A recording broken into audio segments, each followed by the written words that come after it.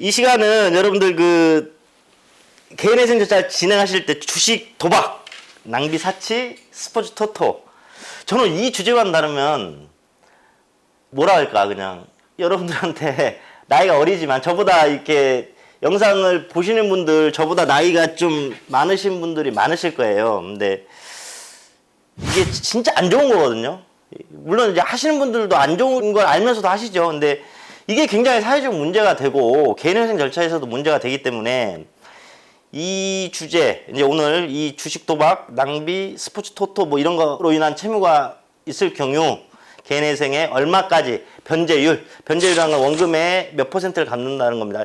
1억에 50% 변제율이면 3년 동안 분할해서 5천만 원을 갚는다는 거겠죠. 그죠? 이제 이 변제율인데 이제 우리 사무실에 이제 이런 걸 많이 하다 보니까 이제 몇 가지 사례를 말씀드리면서 나중에 어떻게 끝났는지 이제 이렇게 설명을 드릴게요.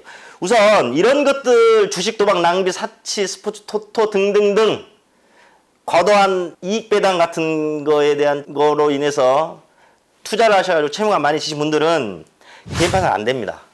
개인 파산에는 여러분들 채무자 회생에 관한 이 법률에 보면 개인 파산에서는 면책 불허가 사유로 주식 도박 낭비 사치가 명확하게 규정되어 있기 때문에 전부 다 여러분들 면책 불허가 나옵니다. 그러니까 이쪽에서 채무가 좀 많으신 분들은 개인 회생으로 하셔야 돼요. 그러면은 여러분들 인터넷이나 유튜브 보면 이런 주식 도박 낭비 사치로 채무를 지신 분들은 변제율을 많이 해서 변제금을 납부해야 된다 그러잖아요. 근데 처음부터 사무실에서 아예 변제율을 높게 잡아서 이렇게 들어가진 않아요. 처음에는 보통 일반 채무를 진 분들과 똑같이 가장 낮은 이렇게 변제율을 이렇게 산정해가지고 신청서로 법원에 들어갑니다. 근데 법원에서 이제 이런 주식 낭비 도박 사치를 판단해서 보정 명령으로 해서 이제 몇 퍼센트까지 맞춰라. 왜? 이 사람은 일반 채무를 진 경우하고는 달리 뭐 주식 도박 낭비 사치로 채무를 지었으니 변제율을 높여라 이렇게 보정명령이 나와요. 그러면 그 변제율 정도가 어느 정도 되는지에 대해서 제가 약간 3가지 사례에 대해서 말씀드릴게요.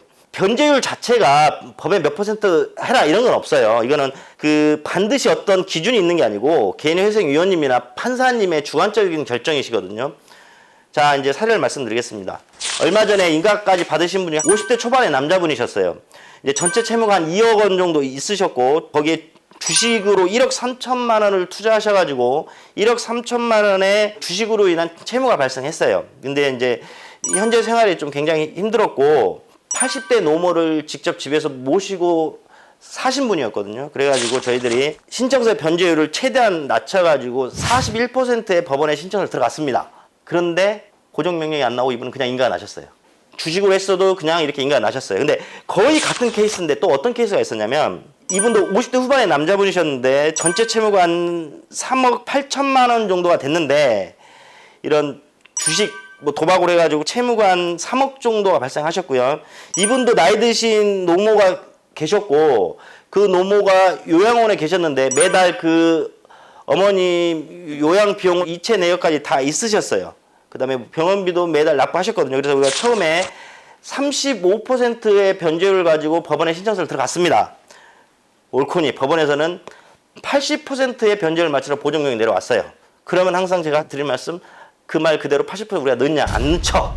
우리가 또 저 나이에서 살려주세요.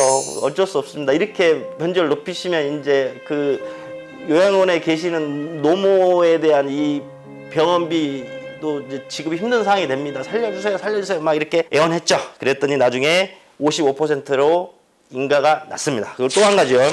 30대 중반의 여자입니다. 30대 중반 여자분이셨는데 채무가 총 한 7천만 원 정도 계셨는데 한 4천은 주식, 2천은 게임 아이템.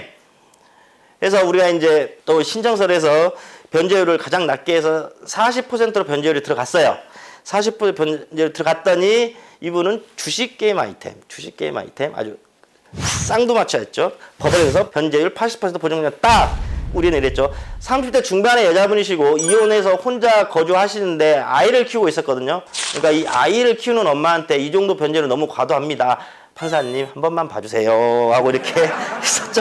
그래서 나중에 65% 인가를 해서 이 사건이 정리가 됐습니다. 제가 이제 이 사례들을 말씀드린 거는 이런 정확한 기준이 없어요. 그 사람이 주식을 한다 해서 반드시 높은 변제율을 해야 되는 거 아니에요. 그 사람이 이제 현재 상황, 이 변제금을 갚을 수 있는 것도 여러 가지를 고려해서 이제 법원에서 보정령이 나오거든요. 근데 제가 실제 개인회생 위원님들을 몇 번 만나서 이게 차도 한잔하고 얘기를 하다 보면 어떤 개인회생 위원님은 너무나 강력하세요. 아, 이런 사람은 절대 이렇게 변제를 낮추면 안 되니까 자기는 곤조식이 딱 하시는 분이 계시고 어떤 분은 굉장히 마음이 좀 여리셔가지고 너무 이렇게 반성하고 너무 잘못했습니다 이렇게 하면 많이 좀 봐주시는 분도 계시고 그러니까 여러분들 변제율은 있잖아요. 적응한 기준은 없고 여러분들이 사건을 맡게 된 담당 재판부가 어디냐에 따라서 변제율은 결정됩니다.